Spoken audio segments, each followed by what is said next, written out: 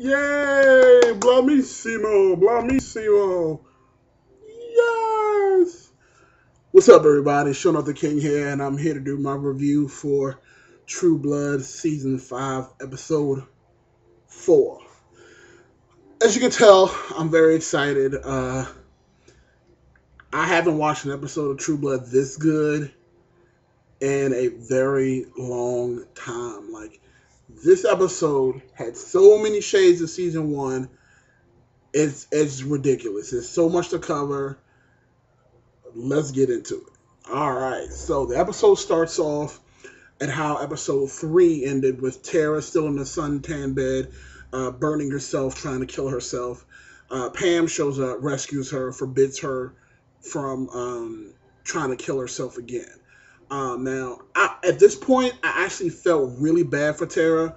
I understand the situation she's going through right now. Well, I don't understand it from personally because I'm not a vampire, but I understand her hating who she is and trying to, take her own life because it's being dead is better than being a vampire in her eyes. So at this point, I felt really terrible for her. I felt like, all this chick wanted to do was die gracefully, and she has been prevented from doing that. So, feel bad for you, Tara. The scene shifts, and we're back at, we are also dealing with Alcide and him going back to the parents to tell them what really happened to Debbie. Debbie, of course, is, she got killed when she killed Tara. Alcide decided to tell the parents that Debbie was killed by the former Packmaster, and then he in turn killed him. I thought that was actually kind of smart and kind of cool of him as well. Like, we kind of knew that that's going to be Sookie's love interest primarily this season. So again, that him doing that didn't really surprise me. I knew he wasn't going to go and snitch on Sookie. As Lafayette said, she's the angel of death, or as I like to call her, the fairy of death, because it's like everything she does goes to shit. Like, no matter who she tries to help, she always ends up fucking up somebody's life. And that has been the constant it's been in this show. If you're around Sookie Stackhouse, you're either going to be fucked, you're going to get eaten, or you're going to get killed. Like, that's it. So it's been troubling. And one of the best scenes that I had from this episode was when Sookie actually, after Lafayette confronted her about her telling Alcide the truth, he literally called her, the angel of death, and says, whoever you are around dies. Basically, Sookie in a rant runs off to Jason's and tells him everything and says, arrest me. Of course, Jason, being her brother, he's not going to arrest her. And I don't even know if she thinks that he wouldn't have arrested her. I mean, come on, you're not going to arrest your sister, no matter what she did. So, but one thing that I did like is that when Jason found out that Sookie turned Tara into a vampire, he was pissed. Like, and the funny thing is, like, she dumped all that stuff on him in like a matter of moments. Like, literally, she went from, I killed such and such, and Tara got her head shot off, and we used Pam to turn her into a vampire. And he was like, what? Tara's a vampire? Like, it was crazy. So, I really like Jason's reaction to that. He was pissed, clearly, as he should have been. He was very close with Tara. And hear that Sookie turned her into a vampire, knowing that he knows as well. Everyone seems to know that Tara hates vampires except Sookie. So, I mean, that's True Blood for you. But Jessica happened to be in the back room. As you know from last episode, they were talking. So she comes out, and she's like also shocked about the situation. So that's kind of how that's left there. Overall, this episode was fantastic. There was just so much going on. Again, like, I know I've complained in the past that there are too many storylines going on, and the only real big complaint that I have about this episode, and it's kind of minor, is the whole Army Rangers, Afghanistan or Iraq, I don't know where they were, but apparently what happened in the little flashback that they got is they were getting drunk and high, and some random civilian walks up, and I guess he's asking questions. And, one of the officers shoots him, and then the whole family shows up, and a gunfight ensues, and the whole family's been murdered.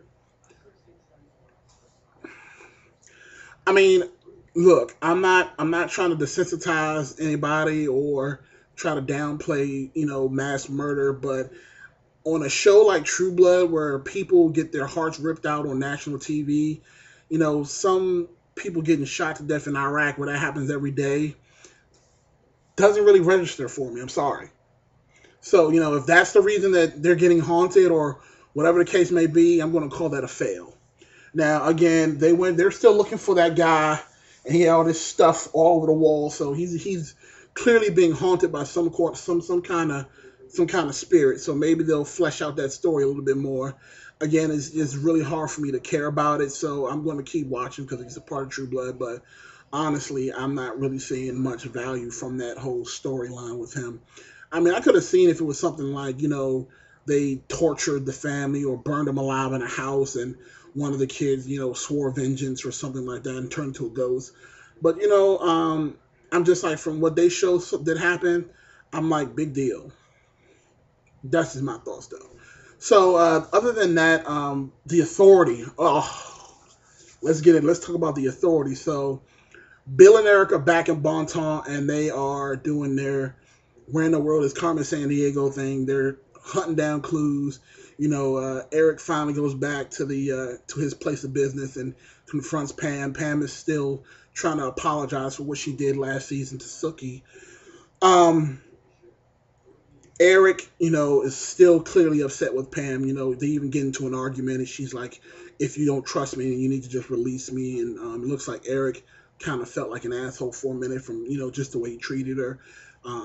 And at that point, Bill finds out that Tara is also a vampire because now Tara is staying with Pam until she learns, I guess, the ropes of being a vampire. So that little confrontation was kind of funny as well. We didn't get any awesome flashbacks of Pam.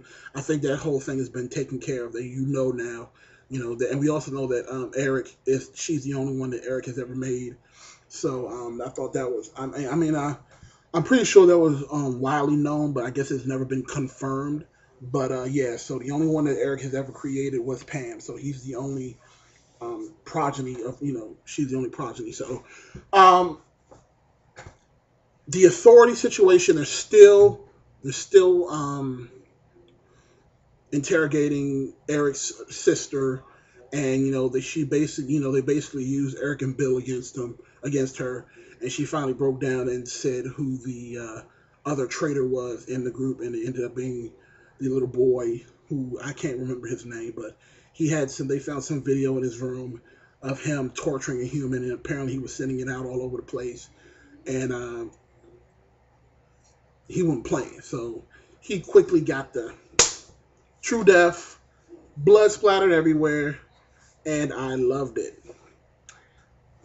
Don't fuck with the Authority. All right, so other than that, let me see. I know there was so much that happened in this episode. Honestly, felt like that the episode was longer than 60 minutes because they crammed in so much info. Oh, Lafayette tried to kill Sookie. Yes, he did. Like, literally, he has like that witch hazel juju or whatever that power that he got from his boyfriend is in him now. And literally, like, I guess he was still pissed off about the whole Sookie snitching. Stop snitching, people. You know how that is. Stop snitching. So he literally, like, walked up to her car like it's a gremlin. And he, used his little juju power. And the car was, like, lifting up in the air. And he started speaking that crazy stuff. And Sookie was on her way home. And she literally almost killed herself because of Lafayette. And I don't think he knew what he was doing. I think he was just angry. And his powers activated based off of his anger. So I don't think he was trying to purposely kill Sookie, but it still happened. So luckily she jumped out of the car because it's Sookie. She's never gonna die. So that whole situation is going on. Sookie feeling bad for herself. She's she can't work because everyone hates her for what she did to Tara, rightfully so. So she goes home and gets plastered. Of course, Alcide shows back up. I said Alcide. Is it Alcide? Maybe it's not Alcide. Yeah, it is Alcide. So yeah, he shows up. They're getting drunk together. You already know what's going to happen. I mean, we ain't got to spell it out for you. This is True Blood here. So they're making out. Bill and Eric show up. And of course, Bill is like the advanced stalker. Like, it's like every time she's about to get busy, he shows up. Like last season when she was screwing Eric, Bill was like standing right outside the door. It's like every time Sookie's pants or her legs are about to get open, he's like right there watching every time. It's scary. So that whole thing is going on, and the other only part that's worth mentioning about this episode is the fairy den. I'm just going to call it the fairy den. Uh, Sheriff Belfleur, Jason, and the mayor, they all ended up going to this fairy place where it's a top secret. This is exactly actually where Jessica went when she was tracking down that I think it was episode 2, where she was chasing after that fairy and he disappeared into the, the little forest area. Apparently there's some sort of secret club there that you can only access if you're a fairy. Apparently not all the fairies know what's really going on in the outside world, so there is some sort of lies going on here. So I won't even start speculating on that. We'll dive into that at some other time. But it looked like a hell of a party. I wish I was there personally. I want to party with some fairies, goddamn, because they sure know how to party. Lots of hot women too, so that was kind of cool. So overall, Jason runs into his cousin. The cousin's like, hey, what's going on? I thought you weren't going to be here. Or she didn't even realize that Sookie was dead. I mean, alive. So after the last time they met, she thought Sookie was dead, and she basically kept saying, you need to get Sookie away from these vampires. The vampires are dangerous and blah, blah, blah. Jason's like, what are you talking about? I think she'll be safer until last time she was with you guys. Just a lot of craziness, going on.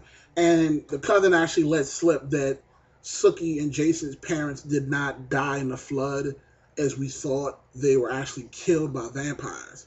So, of course, Jason finds that out and he's like freaking out. So him and Andy Belfort get kicked out of the club and the episode actually ends with the fairies jumping out and blasting them in the face. Now, my thought is if they didn't hurt them, they probably just erased their memory or something to that effect. Now, I don't know if that's going to have some adverse reaction as well as what Jessica did to Andy as far as like giving him the vampire suggestion about forgetting about the whole werewolf situation. So we'll see how that goes. Overall, I'm going to give this episode a 4 out of 5. I'm very proud of the writers this episode. I'm very happy about this episode. If they can just keep going on this path, and I actually watched the previews from next episode, and it looks like it's going down that path. Great job, guys. You've brought back the old school love I had for True Blood. I actually was getting goosebumps as I'm watching the episode, and I didn't want it to end. And that's how we should all want to feel at the end of the week when we're getting ready for our weekday. We want to watch a good episode of True Blood and go to sleep off of a good note. So that's about it for me this day. Actually, one last thing. Tara, she actually drank her first human, and it looked like she enjoyed it. So this is the first time seeing her, feed on that woman. It actually showed a different side of Tara, and it actually kind of got me interested in her whole vampire storyline.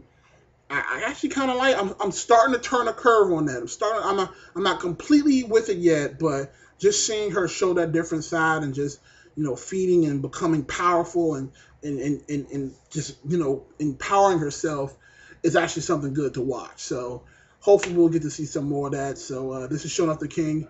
You guys have an awesome evening, and we'll see you next week.